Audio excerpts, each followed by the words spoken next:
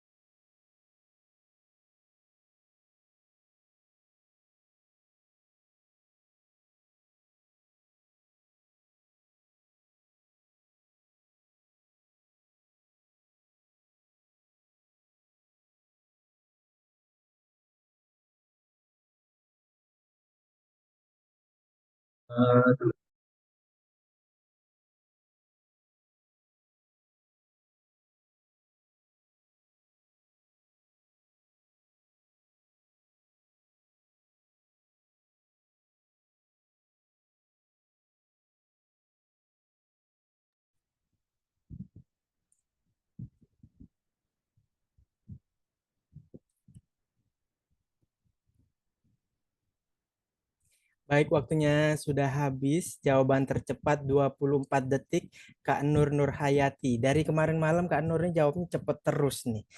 Keren nih. Kalau cepet dan tepat, cepat dan tepat. Nah, Kak Nur udah dipastikan udah ahli menjawab soal hukum. Kak Linda juga B, jawabannya ada B, A, B, C ya. 3 varian. Oh, ada D juga ya. Ada D, berarti 4. A, B, C, D. Kak Aida ganti A. Masih ada waktu tambahan 1 menitnya, silahkan. Kak Tri ganti ke C, boleh. Masih A, B, C, D ya. Seperti biasa, minus 1 menit langsung kita bahas supaya nggak kelamaan bingung-bingungnya. Kak Asriani ganti A, Kak Darna juga ganti A.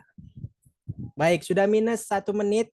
Buat teman-teman yang jawabnya lebih dari 1 menit, bahkan minus 1 menit, lebih minus 1 menit. Nah, itu lebih diperhatikan lagi ya cara mengerjakannya karena soal UKOM nanti dikerjakannya satu soal 1 menit. Kalau gitu silakan Bu Adel kita bahas. Oke, terima kasih Mas Adi dan bunda-bunda semua untuk soal nomor 1.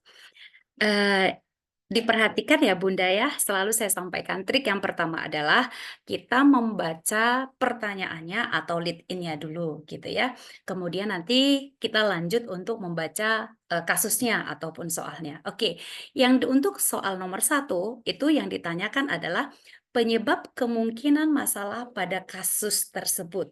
Berarti di sini sudah termasuk faktor risiko gitu ya Bunda ya. Kemudian di dalam soal bahwa ibu tersebut dengan usia 38 tahun tetapi hamil pertama Bunda.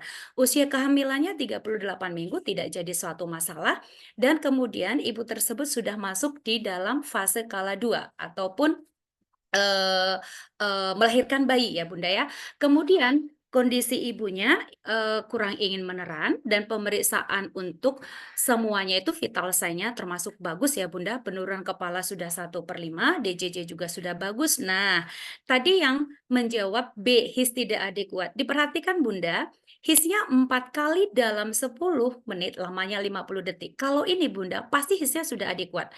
HIS yang tidak adekuat itu apabila kurang dari 3 kali dalam 10 menit, mungkin lamanya 30 ataupun 35 detik. Nah, itu kita bisa katakan dia inersia uteri karena memang HIS-nya tidak adekuat. Berarti kita silang langsung HIS yang tidak adekuat ya Bunda, karena di soal HIS-nya sudah bagus itu Bunda. Kemudian kepala teraba kaput dan sudah dilaksanakan pemasangan RL. Nah, ini dia Bunda. Ibu sudah dipimpin meneran pada puncak HIS selama 60 menit. Nah, kalau anak pertama biasanya kalau di kala 2 itu kita tunggu sampai 2 jam ataupun 120 menit. Kalau pada multi itu 1 jam ataupun 60. Kalau ini kan masih G1 ya Bunda ya. Oke, kemudian kala 2 memanjang. Nah, kalau misalnya nanti tadi pertanyaannya diagnosanya apa gitu ya. Kemungkinan besar bisa kala 2 memanjang, tetapi di dalam soal harusnya bukan 60 menit lagi tetapi sudah lebih dari 2 jam. Baru kita sebut dengan kala 2 memanjang, gitu ya Bunda. Kemudian lilitan tali pusat, ada tadi yang menjawab lilitan tali pusat. Bunda-bunda, eh kalau lilitan tali pusat itu di dalam APN setelah kepala lahir kan kita langsung mengecek apakah ada lilitan tali pusat atau tidak. Sementara ini kan belum ada dikatakan bahwa kepala itu sudah lahir gitu ya Bunda. Kemudian bayi besar. Nah, kalau bayi besar kita hitung aja 32 dikurang 11 ya Bunda dikali 155 ya 3 ribuan lah gitu Bunda. Jadi tidak sampai 4.000 sekian. Nah, jadi jawabannya adalah primitua. Nah, sebelum kita lanjut ke soal yang atau kasus nomor 2, kenapa jawabannya primitua? Kita harus tahu Bunda bahwa ada namanya faktor resiko, di mana faktor resiko ini adalah faktor-faktor yang mempengaruhi akan terjadinya resiko tinggi. Kalau sudah terjadi resiko tinggi, maka bisa menyebabkan angka kesakitan maupun angka kematian terhadap ibu hamil, misalnya kemudian ibu bersalin, itu semakin meningkat. Nah, salah satunya kalau kita pernah dengar 4 terlalu Bunda ya, itu termasuk faktor risiko. Artinya terlalu muda. Nah, kenapa terlalu muda? Kurang dari 20 tahun. Itu disebabkan karena reproduksi kurang dari 20 tahun itu belum cukup matang. Kemudian yang primitua ataupun usianya lebih dari 35 tahun. Di mana kalau kita katakan usianya lebih 35 tahun, secara otomatis semua organ-organ termasuk organ kandungannya sudah mulai agak menua kita katakan ya Bunda ya, termasuk sudah ada rasa kaku baik terhadap jalan lahirnya gitu ya Bunda. Kemudian terlalu dekat jarak melahirkan ataupun kurang 2 tahun dan yang keempat itu ada terlalu sering melahirkan ataupun grande multipara lebih dari 3 gitu ya Bunda ya. Ini salah satu faktor resiko. Nah, faktor risiko ini bisa menyebabkan hal-hal seperti yang di atas. Begitu ya Bunda ya. Jadi jawabannya adalah primitua. Yang ditanyakan adalah kemungkinan masalah harusnya kan sudah anak pertama. Anak pertama harusnya sudah lahir gitu. Ini sudah dipimpin tetapi sudah teraba kaput. Jadi kemungkinan besar ibunya tidak pintar untuk mengejan gitu ya. Kemudian sudah dipasang infus oleh bidan tersebut. Jadi jawabannya adalah primitua akibat dari pada masalahnya itu artinya ibunya sudah semakin tua apalagi masih usia 38 tahun tetapi masih anak pertama. Begitu ya Bunda ya. Jadi faktor resiko kalau dikatakan masalah itu berhubungan dengan faktor resiko. Kalau tadi kala dua memanjang itu termasuk diagnosa. Beda masalah, beda yang dikatakan diagnosa. Begitu ya Bunda ya. Terima kasih Mas Adiu. Baik, siap. Terima kasih Bu Adel pembahasan soal yang Siap. pertama. Jawabannya yang benar yang C ya. Teman-teman Iya. yang masih terkecoh, diteliti lagi. Tadi Bu Adel udah memberikan arahan prakteknya juga langsung membaca soal tadi ya di awal dan sekaligus membahas tentang teorinya secara mendalam. Sekarang kita lanjut soal nomor 2. Perhatikan tadi udah diarahin cara baca soalnya. Silakan dipraktekkan di soal nomor 2 ya. Yuk, silakan dimulai dari sekarang.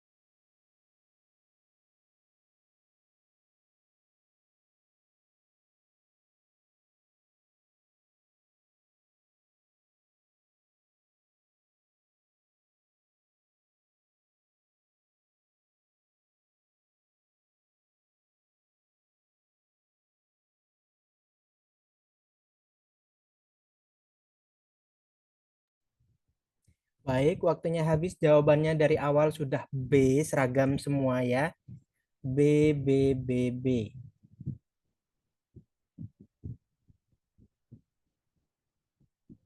Ada yang E. Berarti B dan E. Ayo silakan yang mau belum jawab. Masih ada waktu tambahan 30 detik.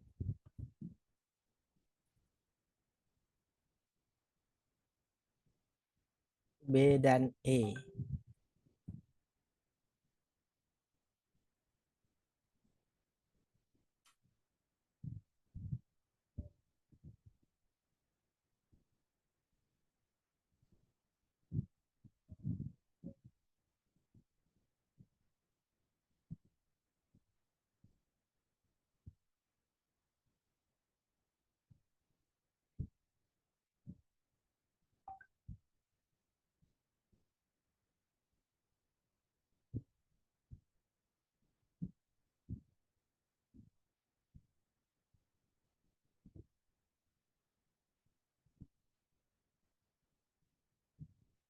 Baik, waktunya sudah minus 1 menit. Jawabannya terpantau B dan E.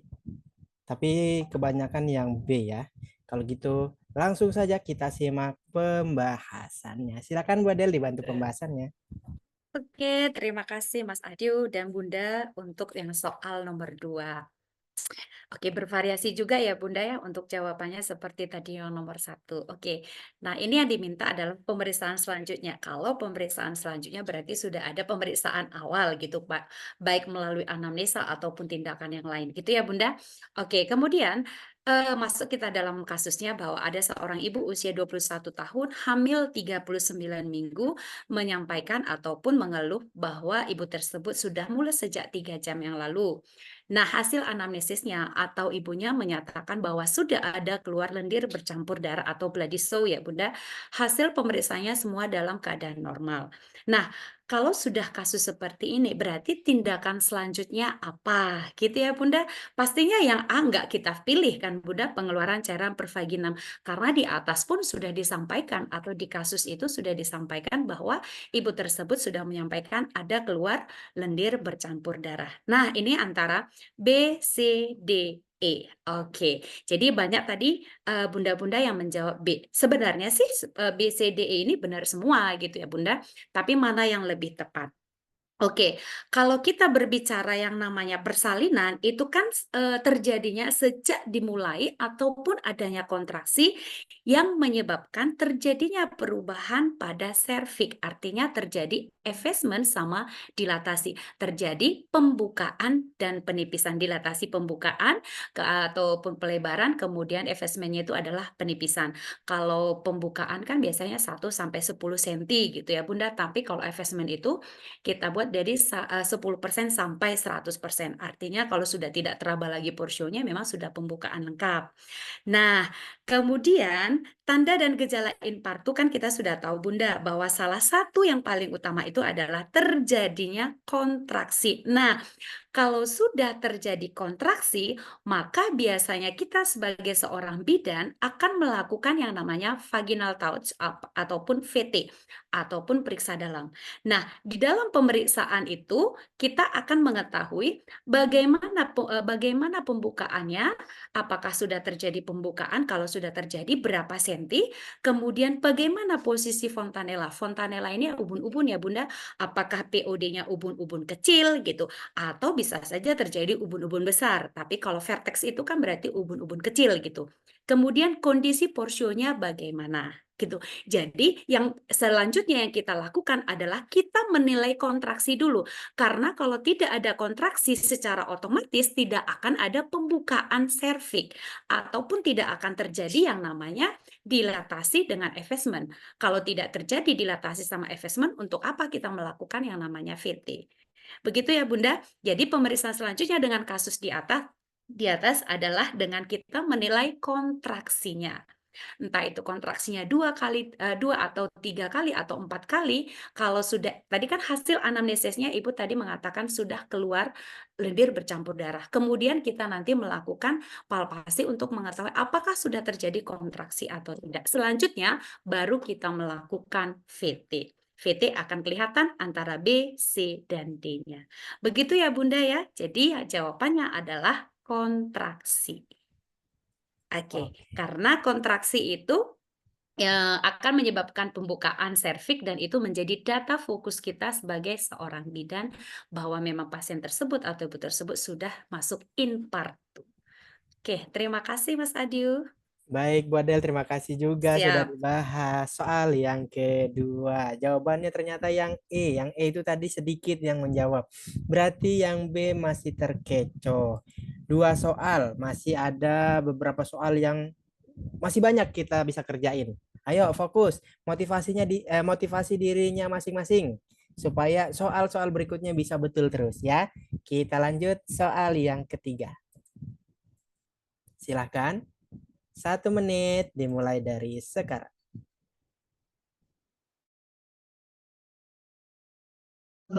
Distrik Sonsat Barat.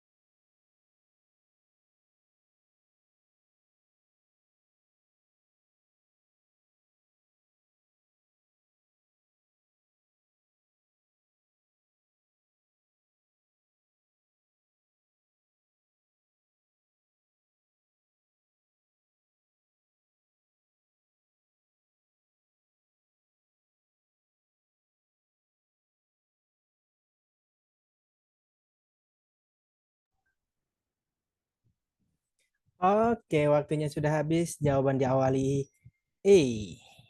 E, A, E lagi. Berarti A dan E sementara. 2 opsi jawaban. Berarti terdapat 2 bagian yang terkecoh salah satunya. Antara yang A atau yang E. Ayo lebih teliti lagi. Baca dulu lagi pertanyaannya. Pahami lagi pertanyaannya. Cari kata kuncinya. baru pilih jawaban yang paling mendekati.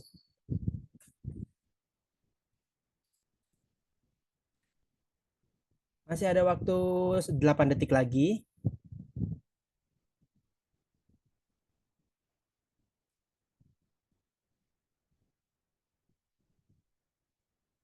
Baik, waktunya sudah minus 1 menit. Jawaban A dan E. Mana yang paling betul? Kita simak pembahasannya. Silakan Bu Adel.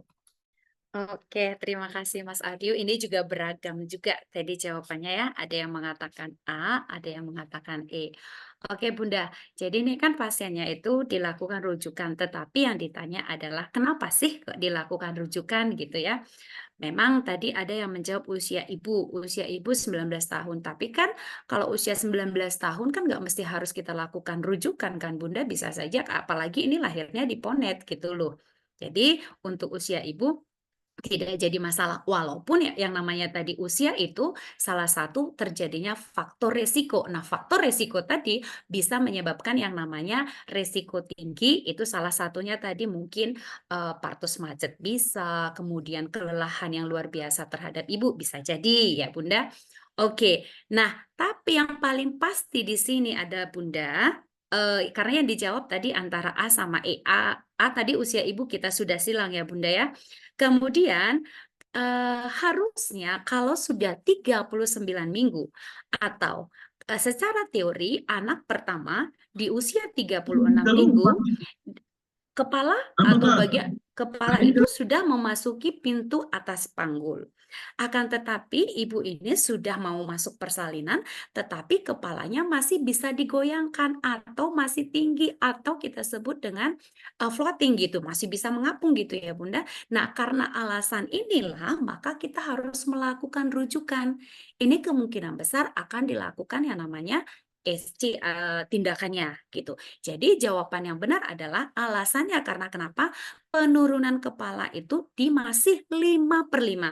Artinya kalau 5/5 itu kepala itu masih di atas simfisis pubis ya Bunda. Kan kalau kita perlimaan ada 4/5, 3/5, 2/5, 1/5, bahkan sampai 0/5 gitu ya Bunda. Kayaknya pernah saya sampaikan deh. Kalau 4/5 itu contohnya hanya sebagian terbawa janin itu yang memasuki pintu atas panggul. Kalau 5/5 tadi itu memang masih di atas, makanya masih bisa kita goyangkan Bunda. Gitu. Kalau 3/5 itu sudah memasuki rongga panggul sampai nanti ke dasar panggul ataupun yang kita sebut dengan di dalam perlimaan 0/5. Begitu ya Bunda. Jadi jawabannya kenapa kita harus melakukan rujukan? Itu karena memang kepala itu belum masuk pintu atas panggul sehingga masih bisa digoyangkan. Artinya belum masuk pintu atas panggul, itu masih kepala dengan perlimaan itu masih 5/5. Begitu ya Bunda. Tadi masa gestasi nggak jadi masalah atau masih 39 minggu memang wajar, tidak postdate dan tidak preterm gitu ya. Kemudian belum infartu, padahal di dalam soal sudah infarti gitu. Jadi kita silang. Nahis belum adekuat. Nah, 3 kali dalam 10 ini sudah termasuk adekuat. Ya, karena semakin nanti eh, memasuki misalnya kala 2 itu hisnya akan semakin bagus. Jadi jawabannya adalah penurunan kepala masih di 5/5. Begitu ya Bunda-Bunda. Terima kasih Mas Adiu. Baik, terima kasih juga Bu Adel. Soal nomor 3 Ya. sudah selesai dibahas. Ya, jawabannya yang betul adalah yang E. Buat teman-teman yang A, ayo lebih teliti lagi, diingat-ingat lagi. Kita lanjut soal nomor 4. Silakan. Soal nomor 4 sudah tampil. 1 menit dimulai dari sekarang.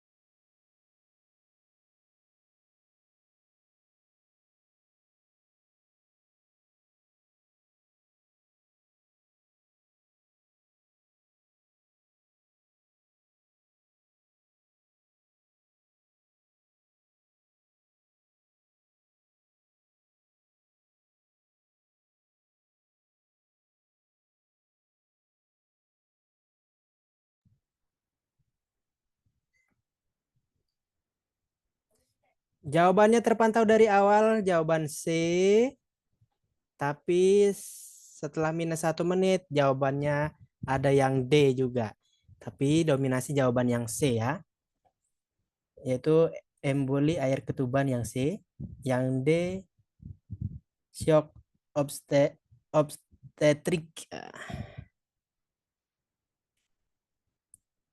Masih ada waktu buat yang belum menjawab.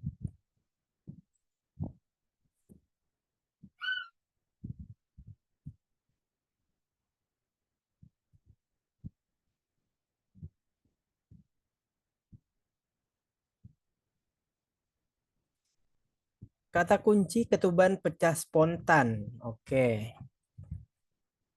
Kalau Kak Citra, clue-nya itu yang terlihat ya. Dengan menyesuaikan pertanyaan, akhirnya Kak Citra memilih yang apa ya? Tadi ya saya coba cek lagi ke atas.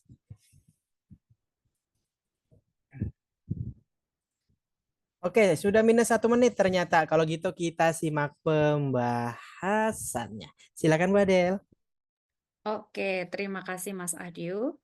Oke, jadi tadi ada sudah yang menyampaikan di chat ya Mas ya, bahwa ada clue-nya. Oke, Oke. tadi menyampaikan ketubannya pecah secara spontan gitu. Oke, ini lebih banyak memang menjawab C gitu ya Bunda. Oke, jadi di dalam kasus ini yang ditanya adalah diagnosanya. Nah, kalau diagnosanya pastinya berhubungan dengan kasus ya Bunda. Jadi tidak berhubungan dengan misalnya faktor risiko itu, faktor risiko balik lagi adalah masalahnya.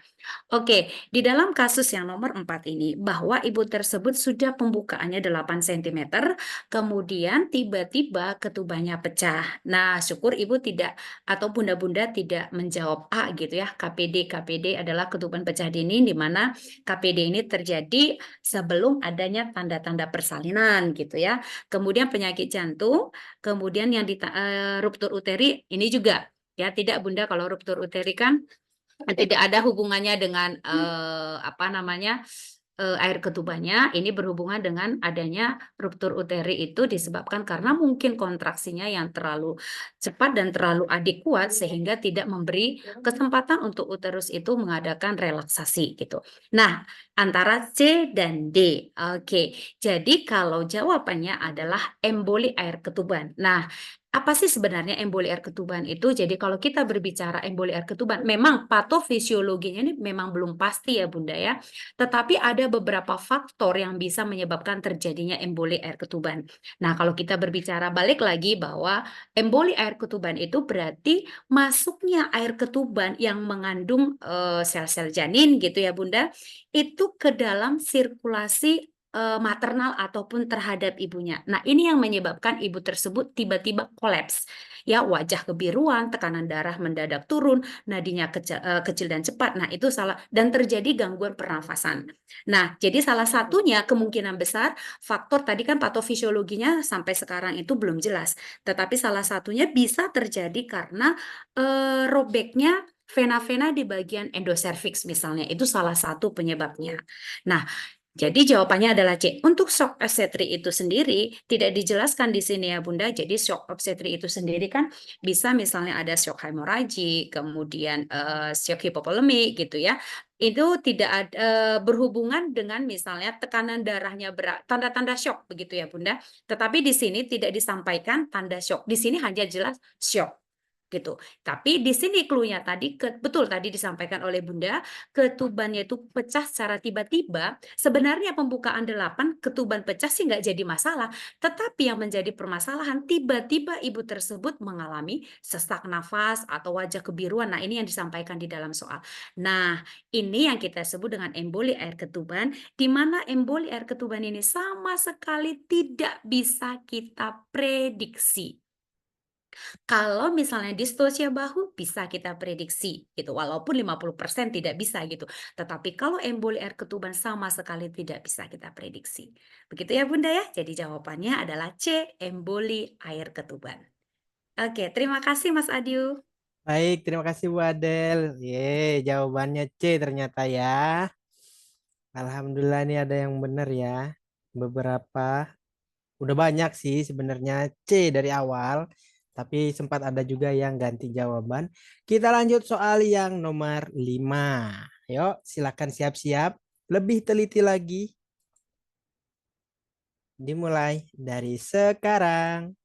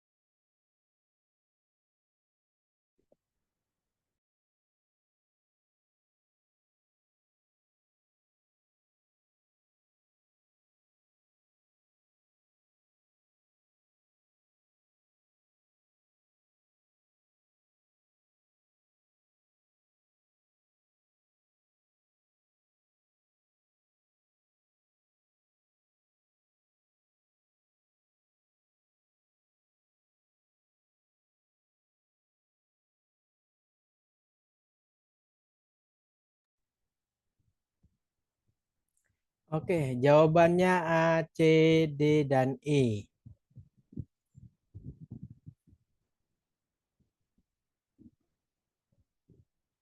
Sudah hampir 80% bisa menjawab soal di bawah 1 menit.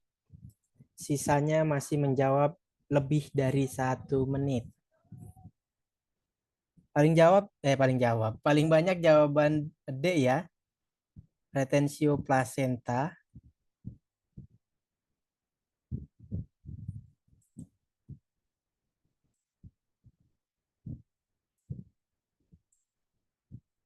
Buat teman-teman yang sudah follow Instagram Foko Indonesia, bisa lihat story-nya per malam ini ya, supaya menambah gairah untuk semangat lulus UKOM. Karena di sana di-share kabar-kabar gembira dari peserta yang sudah ngabarin ke Foko, ke admin-admin Foko. Ada juga yang ngasih beberapa info bahwa soal apa aja yang sering keluar. Silahkan dicek di sana di story Foko ya, di Instagram Foko Indonesia. Sudah minus 1 menit. Kalau gitu kita simak pembahasannya. Silakan Bu Adel. Oke, terima kasih Mas Adiu, terima kasih Bunda-Bunda. Ada yang menjawab kasus nomor 5 ini, ada yang menjawab inversio, ada yang menjawab retensio placenta, ada juga yang menjawab perbaikan jalan lahir. Oke, coba kita lihat Bunda. Yang ditanyakan balik lagi diagnosa ya Bunda. Oke, kita langsung kepada kasusnya. Di mana kasusnya itu ibu sudah melahirkan itu pukul 14. Kemudian dilakukan pemeriksaan ulang itu 14.35, berarti sudah melebihi 30 menit. Yang artinya kalau sudah melebihi 30 menit dalam pengeluaran kala 3 atau pengeluaran plasenta belum terjadi, itu sudah kita diagnosa bahwa terjadi yang namanya retensio plasenta. Oke, nah hasil pemeriksaan KU ibunya lemah, tekanan darahnya juga 100/70. Nah ini terjadi pengeluaran darah 500 cc. Nah yang ditanyakan adalah apa kasusnya atau apa diagnosanya? Berarti diagnosanya adalah retensio plasenta. Intinya Bunda bahwa plasenta tidak lahir lebih dari 30 menit, itu sudah kita katakan retensio plasenta. Nah bagaimana tindakannya? Ada nanti tersendiri Bunda. Misal dengan kasus pengeluaran darah 500 cc ini harusnya kan memang kita lakukan rujukan karena ini termasuk kasus gawat darurat. Tapi permasalahannya kemungkinan besar untuk melakukan rujukan itu terlalu jauh gitu ya Bunda. Maka kita harus melakukan yang namanya manual plasenta. Jadi kalau sudah manual plasenta itu apalagi sudah terjadi pengeluaran darah 500 cc, segera kita lakukan manual plasenta sehingga nanti kavum uterusnya itu bisa berkontraksi dengan baik. Artinya dengan kontraksi baik maka menghentikan perdarahan itu sendiri. Oke, kenapa tidak inversio uteri? Kalau inversio uteri itu kan Bunda terbaliknya uterus dari fundus ke serviks, serviks ke fundus.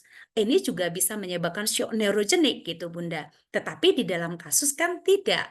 Nah itu kalau inversio uteri itu kemungkinan besar karena kala tiganya, mak tiganya bukan kala tiga, mak tiganya yang salah.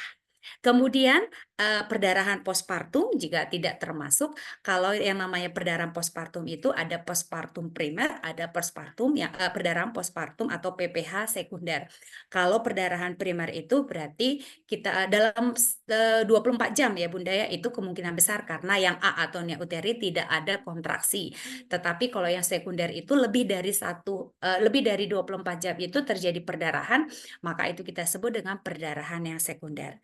Apalagi jawabannya robekan jalan lahir. Nah, robekan jalan lahir kan tidak dijelaskan di atas, Bunda. Kalau nanti ada robekan jalan lahir misalnya, itu biasanya derajat 1 misalnya, atau robekan jalan lahir itu sudah sampai spinter ani. Nah, pada kasus tersebut di atas, itu sudah sampai derajat berapa? Nah, itu biasanya kalau ditanyakan robekan jalan lahir. Tapi di dalam kasus nomor 5 ini tidak ada disampaikan tentang robekan jalan lahir karena ada 4 grade atau 4 derajat.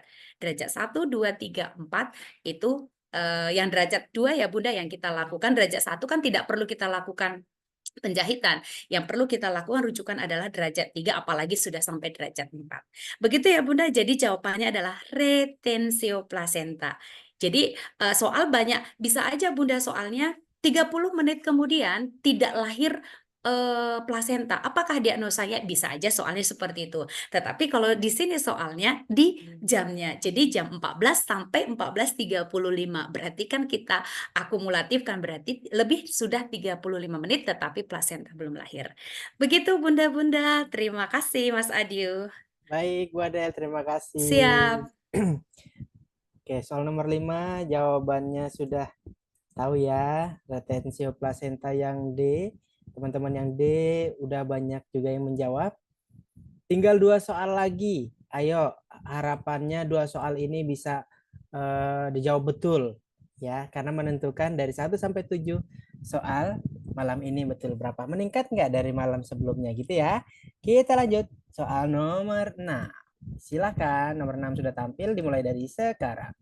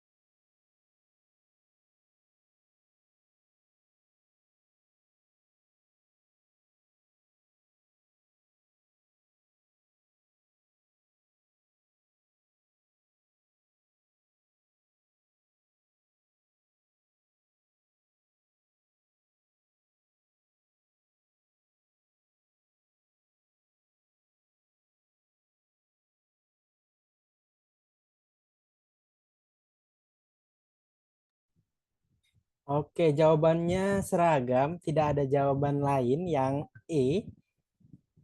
Pemeriksaan urin HCG.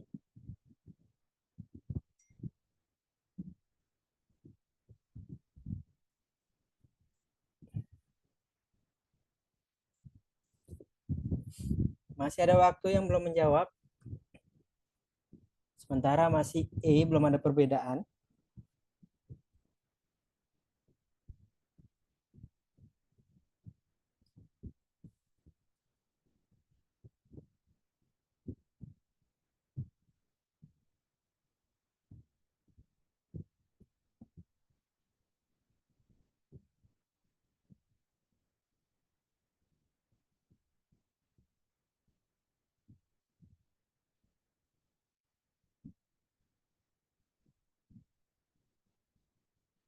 Sudah minus 1 menit. Apakah ini betul berjamaah soal nomor 6? Kita lihat pembahasannya. Silakan Bu Adel. Oke, terima kasih untuk bunda-bunda yang menjawab soal nomor 6. Ini seragam semua ya Mas Adiu ya? Iya, Bu. Tidak ada yang berbeda, luar biasa. Oke. Oke, untuk jawabannya sudah benar yang disampaikan Bunda atau sudah di chat atau ditulis ya. Jawabannya adalah pemeriksaan urin. Karena memang di dalam di dalam pertanyaannya juga tindakan apakah yang tepat pada kasus di atas tindakan. Kalau tindakan itu berarti yang akan dilaksanakan gitu ya Bunda. Tetapi kalau A menganjurkan, dan melakukan, itu kan termasuk asuhan. Oke. Nah, di sini kan supaya tidak terkecoh juga Bunda bahwa ibunya memiliki riwayat MAH. Biasanya kan kalau orang yang penyakit MAH itu ada rasa mual juga ya Bunda, apalagi sudah telat makan gitu ya. Nah, tetapi pada kasus ini bahwa ibu tersebut menyampaikan ibunya sudah terlambat 2 bulan yang lalu tidak menstruasi gitu. Jadi apa yang harus kita lakukan atau tindakan apa yang harus kita lakukan? Ya kita melakukan yang namanya pemeriksaan urin HCG. Karena kenapa? Pemeriksaan urin HCG dengan cara melakukan planotes gitu ya Bunda, ataupun tes pack. Nah, karena HCG itu terbentuk setelah terjadinya pembuahan, jadi sel telur yang sudah dibuahi itu akan menempel pada dinding rahim. Nah, ini nanti akan menyebabkan terjadinya pembentukan plasenta dan ini bisa dilepaskan melalui darah maupun urin. Maka di dalam tes pack itu biasanya kalau HCG-nya positif, maka garisnya 2. Kalau negatif, berarti tidak terjadi kehamilan. Mungkin disebabkan karena riwayat MAH-nya tadi, mungkin gitu ya Bunda. Tetapi di sini sudah ada berhubungan dengan ibu tersebut sudah 2 bulan tidak menstruasi. Begitu ya Bunda. Jadi pemeriksaan urin HCG karena kita ketahui Bunda bahwa hormon HCG ini merupakan hormon kehamilan yang muncul hanya pada saat kehamilan. Kalau kita tidak hamil, Anda bakalan ada hormon HCG gitu ya Bunda. Dan ini nanti yang fungsinya adalah mempertahankan hasil pembuahannya tadi Bunda, sehingga nanti terbentuk plasenta. Nah, di sini biasanya hormon HCG itu akan stabil, kemudian nanti akan menurun. Karena kalau misalnya sampai usia misalnya 12 minggu, lebih dari 12 minggu, kalau misalnya masih tinggi, itu kita khawatirkan bahwa terjadi mola hidatidosa. Tetapi kalau misalnya pada usia 8 minggu, hormon HCG-nya mungkin sedikit ataupun kecil gitu, itu kita kemungkinan besar atau kita mungkin bisa itu terjadi yang namanya keguguran ataupun abortus dan bisa juga terjadi yang namanya BO ataupun plated ovum. Begitu ya Bunda ya. Jadi benar, terima kasih buat Bunda semua bahwa ini benar berjamaah Bunda-Bunda semua. Jadi jawabannya adalah E, pemeriksaan urin HCG melalui planotes ataupun tes pack. Terima kasih Bunda-Bunda. Oke, terima kasih Bu Adel. Betul berjamaah soal nomor 6. Akhirnya ya, akhirnya betul berjamaah. Soal yang terakhir nih, babak penentuan kira-kira betul berjamaah lagi atau tidak. Dan secara otomatis nanti teman-teman jika sudah dibahas oleh dosennya, ketik betul berapa ya, meningkat atau enggak dari malam sebelumnya. Kita lanjut soal yang terakhir, soal nomor 7. Silakan 1 menit dimulai dari sekarang.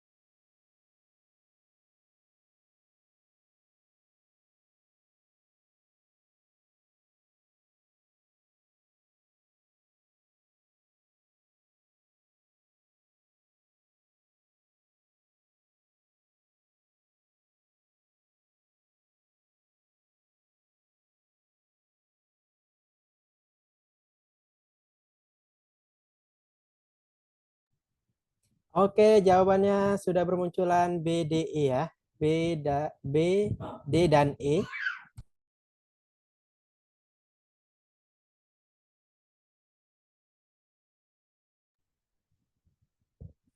Oke, silakan yang belum menjawab.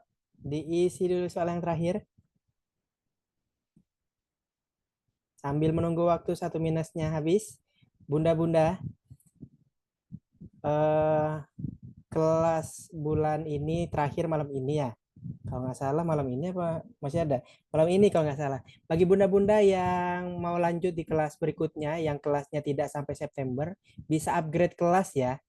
Atau juga yang mau uji kemampuan melalui tryout CBT, bisa hubungi saya untuk mengikuti tryout CBT tersebut. Ya, karena tryout CBT-nya bisa dikerjakan kapanpun. Hamin 1 minggu atau Hamin 5 hari itu bisa mengerjakan tryout yang ada di Voko. Itu ya. Oke, sudah minus 1 menit. Kita langsung bahas. Silakan Bu Adel. Oke, terima kasih Mas Adiu dan Bunda semua untuk soal terakhir gitu ya. Oke, diagnosis pada ini ditanya kembali adalah diagnosis pada kasus di atas. Ada yang tadi menjawab hipertensi gestasional, ada hipertensi kronik. Tapi sebelum kita bahas, saya mencoba mereview kembali ya Bunda bahwa klasifikasi hipertensi dalam kehamilan itu ada ya satu yang pertama disebut dengan hipertensi gestasional. Nah, hipertensi gestasional itu cirinya apa Bunda? Hipertensi yang muncul hanya pada saat kehamilan dan usia kehamilannya itu lebih dari 20 minggu tanpa disertai adanya tanda dan gejala preeklamsi. Itu yang hipertensi gestasional ya Bunda.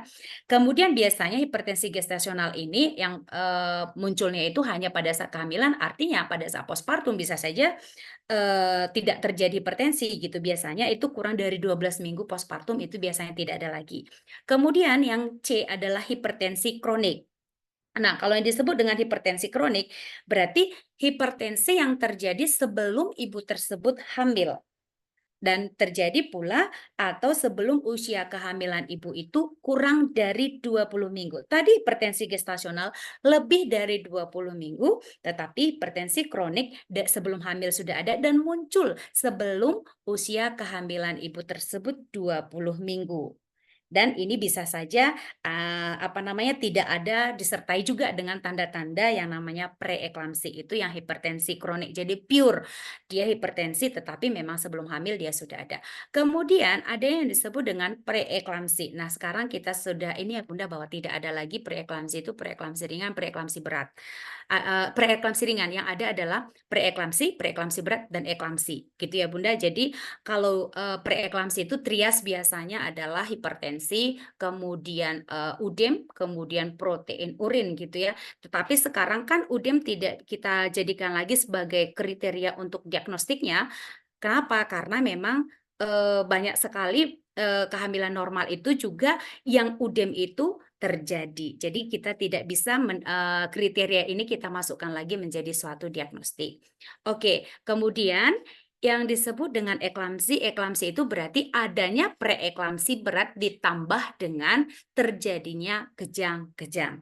Nah, bagaimana dengan yang disebut dengan yang ini, yang A, superimposed preeklamsi? Artinya bahwa preeklamsi itu terjadi didahului bahwa sebelum kehamilan 20 minggu atau hipertensi kronik tadi terjadi preeklamsi ya, atau hipertensi kronik ditambah dengan tanda-tanda tadi adanya preeklamsi ataupun tanda dan gejala preeklamsi itu sudah muncul. Itu yang disebut dengan superimposed preeklamsi. Jadi ada tambahan, sudah ada tanda-tanda preeklamsi, kemudian ada hipertensi kronik yang menjadi faktor atau memperberat terjadinya preeklamsi tersebut.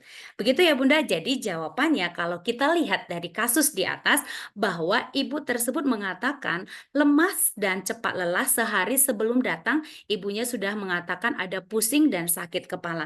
Tetapi kondisinya masih tekanan darahnya 140, kemudian nadinya 80, kemudian DJJ-nya juga dalam keadaan normal, tidak ada udem dan refleks patelanya positif.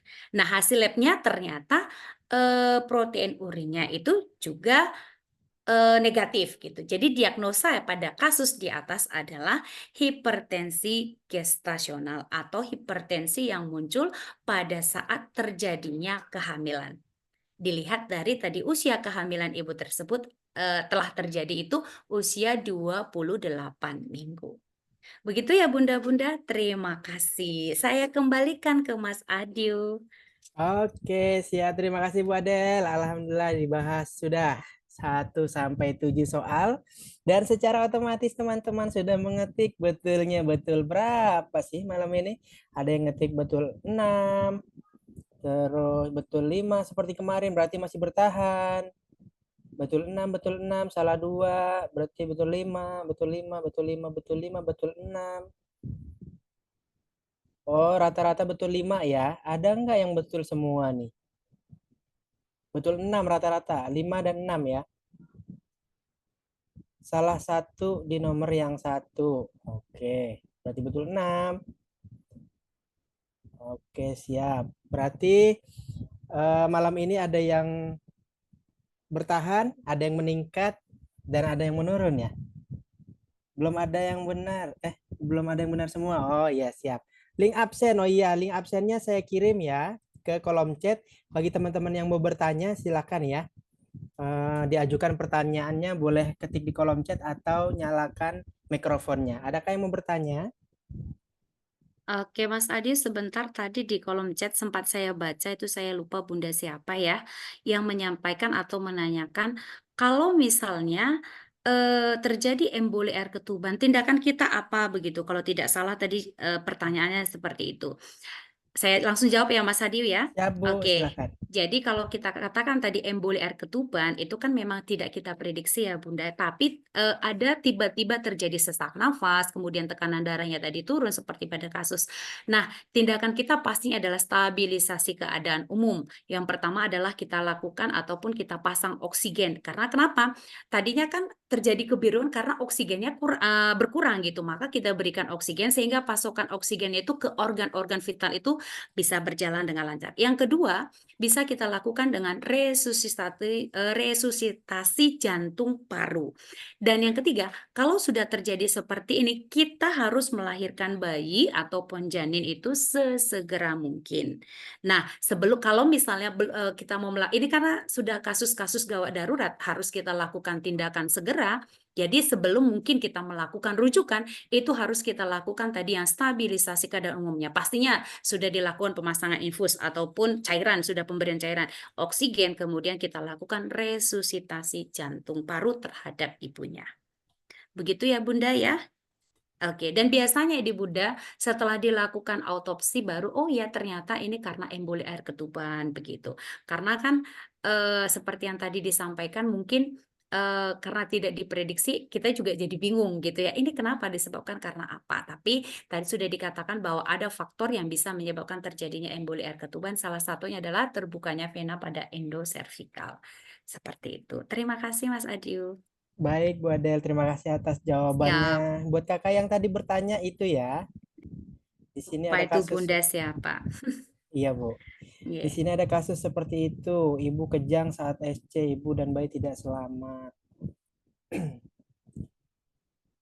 Oke, untuk absensi itu sebenarnya wajib ya absen dulu karena absen itu fungsinya untuk tim Foko itu melihat setelah hasil UKOM keluar, jika ada peserta yang WA tidak kompeten, kita cek progres belajarnya itu selalu hadir atau enggak, selalu mengikuti program Foko atau enggak. Kalau misalnya enggak absen, datanya enggak ada dan amit-amit ternyata enggak lulus, nah kita tidak bisa membantu tuh apa lemahnya, kelemahannya di mana dan bagaimana proses ujian berikutnya begitu. Kalau absen, kalau misalnya amit-amit ada yang nggak kompeten, masih kita bantu sampai nanti ujian berikutnya gitu ya. Jadi silakan kalau bisa absen. Oke, ada lagi yang mau bertanya? Silakan. Atau cukup?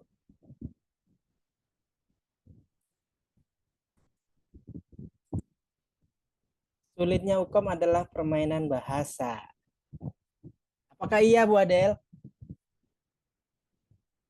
Sulitnya UKOM adalah permainan bahasa, apakah betul Bu Adel? Oke, kalau masalah bahasa sih memang tergantung atau depend kita ya Bunda ya. Artinya sama seperti yang saya sampaikan, kalau kita sering membaca kasus, kalau kita sering melihat dan membahas kasus itu sendiri. Saya rasa seperti yang tadi dikecoh pun nggak jadi masalah gitu Bunda. Seperti yang saya sampaikan retensio placenta, bisa aja di dalam kasus itu yang pertama misalnya 30 menit yang lalu ibu belum bayi sudah lahir, plasenta belum lahir. Nah, mungkin ditanya adalah diagnosanya.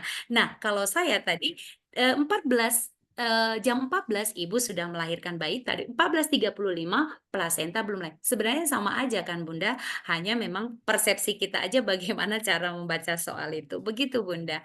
Jadi di dalam kasus soal itu biasanya ditanyakan adalah asuhan, kemudian diagnosanya apa, kemudian tindakannya apa, kemudian faktor resikonya apa. Itu harus kita pahami memang betul Bunda. Jadi salah satunya adalah misalnya terjadinya perdarahan setelah plasenta lahir, kontraksinya tidak adekuat atau lembek. Udah kalau ditanya diagnosa itu tidak mungkin yang lain. Jawabannya adalah atonia uteri. Kenapa? Karena Bunda sudah mengetahui ciri khas daripada atonia uteri tersebut. Gitu ya Bunda ya. Ataupun ini perdarahan apa? Apakah primer atau sekunder? Nah, itu sudah termasuk primer. Seperti itu Bunda. Oke, Oke. terima kasih Mas Adiu. Ya Bu Oke. Adel, terima kasih. Kak Rahma, itu gitu ya Kak Rahma ya. Oke. Hadir di Zoom itu sudah masuk absen kan Kak? Tidak. Tidak, kalau misalnya masuk Zoom tapi nggak absen nggak kehitung. Kita nggak bisa ngelihat beneran udah pernah ikut belajar via Zoom atau tidak. Tapi kalau absen udah pasti ikut Zoom. Karena absen itu hanya di-share di Zoom saja, tidak di-share di mana-mana. Oke, ada lagi yang mau bertanya?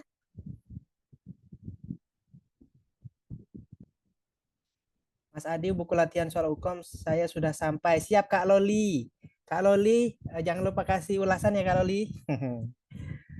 2 kali tidak isi absen. Next pertemuan absen ya. Baik, nggak ada pertanyaan lagi? Selesai?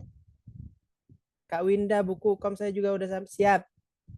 Kasih ulasan ya yang bukunya udah sampai. Yang belum pesan buku, kalau mau dapat promo, WA saya nanti saya buatin kode promo. Gitu ya. Bu Adel, sepertinya pesertanya sudah paham semua dan berarti kita bisa mengakhiri kelas pada Oke. malam hari ini. Seperti biasa Bu Adel, minta kata-kata hari ini.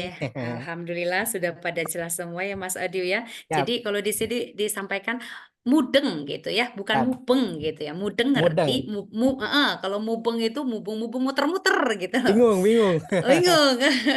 Oke. Ya, terima kasih Mas Adiu. Mudah-mudahan apa yang kita sampaikan ataupun kita sharingkan hari ini bermanfaat buat bunda-bunda semuanya ya Bunda ya. Oke, jadi kata terakhir atau statement terakhir sedikit saya kutip ya Bunda. Orang positif selalu mendoakan, orang negatif saling menjatuhkan.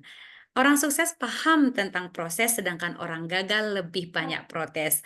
Harapannya di sini bunda-bunda ini semua orang-orang yang positif. Ya Bunda, dan orang-orang yang sukses selalu. Jadi artinya kalau sudah mengikuti ini, rajin mengikuti ini, sering mengikuti, sering membaca soal, saya yakin dan percaya Bunda itu 1 kali ujian langsung kompeten atau lulus. Begitu ya Bunda ya. Jadi terima kasih buat malam ini. Mohon maaf apabila ada kata-kata saya yang kurang berkenan ataupun penjelasan saya yang masih kurang. Seperti yang saya sampaikan mungkin ada pertemuan selanjutnya atau bagaimana, kalau ada yang mau ditanyakan silakan. Terima kasih Mas Adiu, mohon maaf yang sebesar-besarnya. Saya akhiri, wassalamualaikum warahmatullahi wabarakatuh. Selamat malam dan semangat pagi semuanya. Terima kasih Mas Adiu. Baik, Sama-sama Bu Adel, terima kasih terima juga. kasih Bu Adel. Selamat istirahat Bu Adel. Oke, ini kata-katanya ngena banget nih. Silahkan di screenshot jadiin story. Mantep nih. Keren nih kata-katanya nih. Orang sukses paham tentang proses tuh. Sedangkan orang gagal lebih banyak protes. Nah, peserta-peserta yang gagal-gagal itu sebenarnya udah kebaca. Karena Mas Adi itu nanganin peserta itu udah ribuan. Jadi udah paham lah karakter peserta itu seperti apa. Dan alhamdulillah 95% peserta Voko itu adalah orang-orang yang paham dan memang 1 kali ujian pasti langsung lulus gitu ya. Oke, bunda-bunda semuanya, kelas pada malam hari ini sudah selesai. Terima kasih atas semangatnya dan silakan yang mau lihat komentar-komentar alumni yang baru mengatakan lulus ada di Instagram tuh ya, dibaca supaya termotivasi ikut termotivasi. Karena yang menyatakan Ukom hari ini, yang ngabarin Ukom hari ini itu adalah teman-teman yang sama-sama belajar. Sama Kak Sri Supeni juga, Kak Lilis, Bunda Lilis, Kak Sri Supeni. Bunda Lilis itu satu angkatan yang ikut Tifoko kompeten semua. Kan Kak Sri suka saut-sautan sama Bunda Lilis tuh. Ngopi-ngopi gitu. Mereka lulus tuh, satu angkatan. Buktinya ada Mas, silahkan cek di Instagram. Namanya Lilis Halimah. Itu dia ngasih list satu angkatan lulus Ukom. Dan memang rata-rata ikut di Voko kemarin. Jangan terlalu percaya dengan omongan saya deh kalau gitu. Silakan cek sendiri, mereka yang bilang, bukan Mas Adiw yang bilang. Takutnya nanti, Mas Adiw bisa aja biar saya ikut programnya terus-terusan kan. Ya itu salah satunya. Cuma kalau nggak dimotivasi biasanya kan, ya udahlah gitu. Tapi kalau dengan cara saya atau tim Voko posting komen-komen dari peserta yang sudah menjalankan Ukom, barangkali teman-teman bisa percaya sama mereka. Kalau ke Mas Adiw jangan terlalu percaya deh. Karena Mas Adiw yang penanggung jawab programnya gitu. Jadi Voko itu yang membuat programnya, kebetulan dominan saya yang membuat. Kayak dosennya siapa, materinya apa, dan minta soal yang sering diukom itu saya ke dosen langsung. Jadi saya yang bertanggung jawab kalau misalnya seandainya program Voko itu tidak valid atau tidak bermanfaat. Tapi selama Voko berjalan, Voko berdiri, alhamdulillah satu kali Ukom kok mereka. Silakan, jangan terlalu percaya sama Mas Adiw ya. Silakan baca sendiri komen-komen yang sudah kompeten lewat Bimbel Voko. Kalau gitu, Mas Adiw pamit undur diri. Semoga sehat selalu, bahagia selalu. Wassalamualaikum warahmatullahi wabarakatuh. Waalaikumsalam. Makasih Mas Terima kasih Mas Adi. Adil. Ya, terima kasih kembali Kak Sri Supeni, Kak Loli. Sehat selalu.